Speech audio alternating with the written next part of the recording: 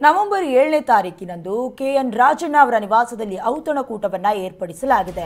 ರಾಜಣ್ಣ ನಿವಾಸಕ್ಕೆ ತೆರಳುತ್ತಾರೆ ಸಿಎಂ ಸಿದ್ದರಾಮಯ್ಯ ಅವರು. ನವೆಂಬರ್ 7ನೇ ತಾರೀಕಿನಂದು ಕೆಎನ್ ರಾಜಣ್ಣ ಅವರ ನಿವಾಸದಲ್ಲಿ ಔತಣಕೂಟವನ್ನು ಏರ್ಪಡಿಸಲಾಗಿದೆ.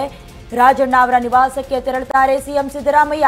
ನವೆಂಬರ್ 7ರಂದು ಊಟಕ್ಕೆ ತೆರಳುತ್ತಿರುವ ಸಿದ್ದರಾಮಯ್ಯ ಅವರು ಇನ್ನು ನವೆಂಬರ್ ಕ್ರಾಂತಿಯ ಬಗ್ಗೆ ಚರ್ಚಿಸುವ ಸಾಧ್ಯತೆ ದಟ್ಟವಾಗಿದೆ.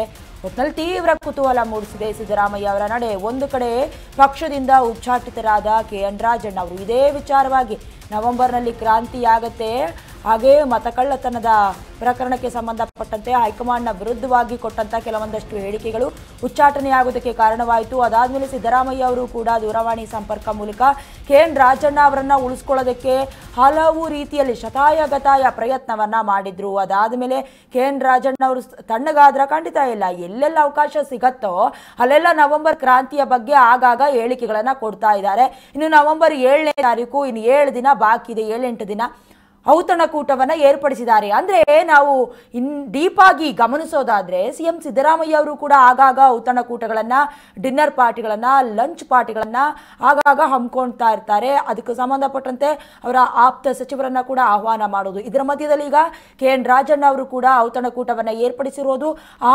ಔತಣಕೂಟಕ್ಕೆ ಸಿದ್ದರಾಮಯ್ಯ ಅವರು ಕೂಡ ಹೋಗ್ತಾ ಇರೋದು ಬಹಳಷ್ಟು ಕುತೂಹಲಕ್ಕೆ ಕಾರಣವಾಗ್ತಾ ಇರೋದು.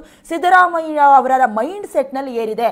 ಮತ್ತೊಮ್ಮೆ ಕೆಎನ್ ರಾಜಣ್ಣ ಅವರನ್ನ ತಮ್ಮ ಸಂಪುಟಕ್ಕೆ ಸೇರಿಸಿಕೊಳ್ತಾರಾ ಅಥವಾ ಏನಾದರೂ ಶಮನವನ್ನ ತಣ್ಣಗೆ ಮಾಡುವಂತಹ ಕೆಲವೊಂದಷ್ಟು ವಿಚಾರಗಳನ್ನ ಮುಂದಿಡುವಂತಹ ವಿಚಾರ ಇದೆಯಾ?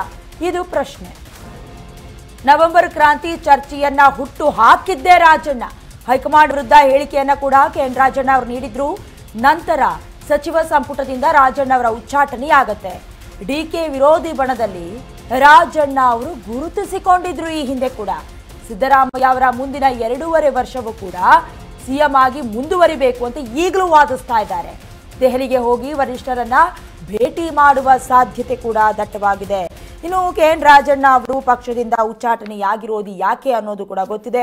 ಅದಾದ ಮೇಲೆ ಅವ್ರನ್ನ ಉಳಿಸ್ಕೊಳ್ಳೇಬೇಕು ಅಂತ ಸಿದ್ದರಾಮಯ್ಯ ಅವರು ಮಾಡಿದಂತಹ ಪ್ರಯತ್ನಗಳನ್ನು ಕೂಡ ಮರೆಯೋದಕ್ಕಾಗೋದಿಲ್ಲ. ಇದರ ಮಧ್ಯದಲ್ಲಿ ಔತಣಕೂಟ.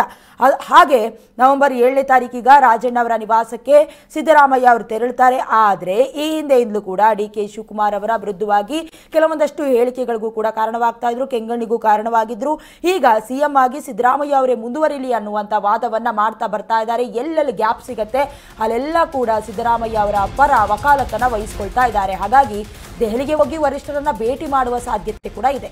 ಇದೀಗ ನವೆಂಬರ್ ಕ್ರಾಂತಿ ಚರ್ಚೆಯ ಹೊತ್ತಲ್ಲೇ ಔತಣಕೂಟವನ್ನ ಹಮ್ಮಿಕೊಂಡಿದ್ದಾರೆ. ಹೈಕಮಾಂಡ್ನಿಂದ ಕ್ರಮ ಎದುರಿಸ್ತಾ ಇದ್ದಾರೆ ರಾಜಣ್ಣ. ರಾಜಣ್ಣ ಅವರ ನಿವಾಸಕ್ಕೆ ತೆರಳುತ್ತಾ ಇದ್ದಾರೆ ಸಿಎಂ ಸಿದ್ದರಾಮಯ್ಯ. ಹಾಗಾಗಿ ಕಾಂಗ್ರೆಸ್ ಪಾಳ್ಯದಲ್ಲಿ ಕುತೂಹಲವನ್ನ ಮೂಡಿಸ್ತಾ ಇರೋದು ಔತಣಕೂಟ. ಒಂದು ಕಡೆ ನವೆಂಬರ್ನಲ್ಲಿ ಕ್ರಾಂತಿ ಆಗತ್ತೆ ಅನ್ನುವಂಥ ಚರ್ಚೆಗೆ ಒಂದು ರೀತಿಯಲ್ಲಿ ಸ್ಟಾರ್ಟ್ಅಪ್ ಕೊಟ್ಟಿದ್ದೆ ಕೆಎನ್ ರಾಜಣ್ಣ ಅವರು ಅಂತ ಹೇಳಿದ್ರೆ ತಪ್ಪಾಗೋದಿಲ್ಲ. ಇದ್ರ ಮಧ್ಯದಲ್ಲಿ ಅವರನ್ನ ಉಚ್ಚಾಟನೆ ಮಾಡಿದ್ರು. ಆದರೂ ಕೂಡ ಸಿದ್ದರಾಮಯ್ಯ ಅವರ ಸ್ನೇಹ, ಕೆಎನ್ ರಾಜಣ್ಣ ಅವರ ಸ್ನೇಹ ಮಾತ್ರ ಮುಂದುವರಿತಾ ಇದೆ. ಅದಕ್ಕೆ ಇನ್ನಷ್ಟು ಪುಷ್ಟಿ ಅಂದ್ರೆ ಔತಣಕೂಟಕ್ಕೆ ಸಿದ್ದರಾಮಯ್ಯ ಅವರು ಹೋಗ್ತಾ ಇರೋದು. ಇದರ ಮಧ್ಯದಲ್ಲಿ ಕಾಂಗ್ರೆಸ್ ಪಾಳ್ಯದಲ್ಲಿ ತೀವ್ರ ಕುತೂಹಲವನ್ನ ಮೂಡಿಸ್ತಾ ಇರೋದು. ಯಾಕೆ ಮೀಟ್ ಆಗ್ತಾ ಇದ್ದಾರೆ? ನಿಜಕ್ಕೂ ಕೂಡ ಹೈಕಮಾಂಡ್ನ ಹತ್ರ ಹೋಗಿ ಮತ್ತೊಮ್ಮೆ ಸಿಎಂ ಸಿದ್ದರಾಮಯ್ಯ ಅವರೇ ಮುಂದುವರಿಬೇಕು ಅನ್ನುವಂತಹ ಅಹವಲನ್ನೇನಾದರೂ ನೀಡ್ತಾರಾ? ಯಾಕಂದ್ರೆ ಈ ಹಿಂದೆ ಕೂಡ ಕೆಎನ್ ರಾಜಣ್ಣ ಅವರು 2-3 ದಿನ ಹೈಕಮಾಂಡ್ನ ಭೇಟಿಯಾಗಿದ್ದು. ಯಾಕಂದ್ರೆ ಈ ಹಿಂದೆ ಅಧಿವೇಶನದಲ್ಲೂ ಕೂಡ ಹನಿ ಟ್ರಾಪ್ ವಿಚಾರಕ್ಕೆ ಗುರಿ ಆಗ್ತಾರೆ. ಅದಾದ್ಮೇಲೆ ಮತಗಳ್ಳತನದ ವಿರುದ್ಧವಾಗಿಯೂ ಕೂಡ ಮಾತನಾಡ್ತಾರೆ. ಈಗ ಮತ್ತೊಮ್ಮೆ ಔತಣಕೂಟವನ್ನ ಏರ್ಪಾಡು ಮಾಡೋದ್ರ ಮೂಲಕ ಕೆಂಗಣ್ಣಿ ಗುರಿ ಆಗ್ತಾರಾ ಅಥವಾ ಎಲ್ಲವೂ ಶಮನ ಆಗತ್ತಾ ನೋಡಬೇಕು.